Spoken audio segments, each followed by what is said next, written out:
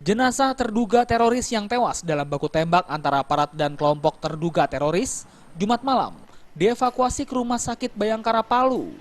Jenazah yang belum dikenali identitasnya ini dibawa aparat dari lokasi baku tembak di Pegunungan Pangi, Desa Sakina Jaya, Parigi Motong, Sulawesi Tengah. Sebelum dievakuasi ke Rumah Sakit Bayangkara Palu, jenazah dimasukkan ke dalam kantong mayat dan selanjutnya dibawa ke dalam mobil ambulans milik kepolisian.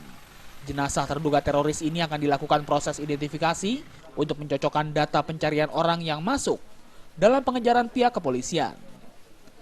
Jenazah tertembak di bagian dada dan pelipis. Selain menembak mati terduga teroris, aparat kepolisian juga menyita 2 pucuk senjata api jenis M16 dan 1 pucuk senapan angin rakitan.